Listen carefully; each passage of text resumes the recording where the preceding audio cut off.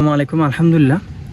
দেখুন ভাই, খানিজি ঠিক আছে, আমার ফেভারিট খাজুর আর অনেক দামি খাজুর শেষ পর্যায়ে অল্প অল্প আছে। যদি আপনার দেখে দেখেন, দেখছেন বেশ একটা নাই, তেমন দীর্ঘ 1 মাস ধরে কাটতেছি, তো এই জন্য মূলত কমে গেছে আর কি।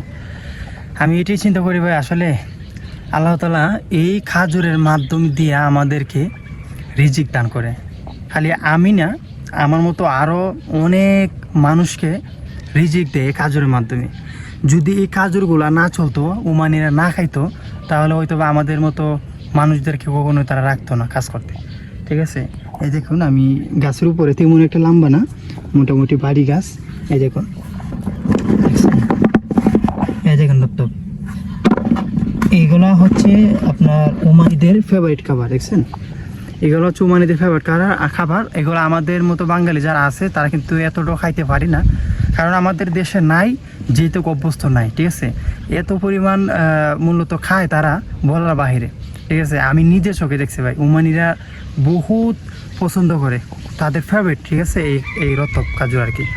আর মূলত আমরা এতটা খেতে পারি না, এজন্য আমরা বাঙালিরা আসলে সব দিকেই দুর্বল। ঠিক আছে, দেখুন একটা ওমানিরে প্রায় সময় হয়তো বা যারা প্রবাস আছে তারা একমাত্র বলতে পারবে, আপনার 80-85 বছরেও তারা ড্রাইভিং করে, গাড়ি চালায়, তাও চশমা লাগে না। আর আমরা বাঙালি 60-65-তে মৃত্যু হয়ে যায়, কি গাড়ি চালাইতো ভাই।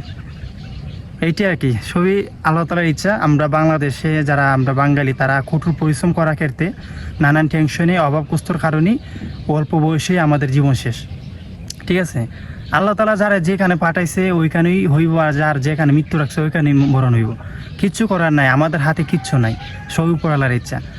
যাই হোক, আজকের জন্য এই ভিডিওটা ভালো লাগলে অবশ্যই একটা লাইক দিয়ে যাবেন, আর আপনার মতামত অবশ্যই কমেন্টে জানাবেন। আর যদি একটু ভালো লাগে আমার পাশে থাকবেন ভাই। অনেক শখ করে একটা চ্যানেল খুলছি, আমার চ্যানেলটা সাবস্ক্রাইব করবেন। আমি চাই না লক্ষ লক্ষ সাবস্ক্রাইবার, অল্প হলেই চলবে যদি আপনারা আমার পাশে থাকেন। আসসালামু আলাইকুম।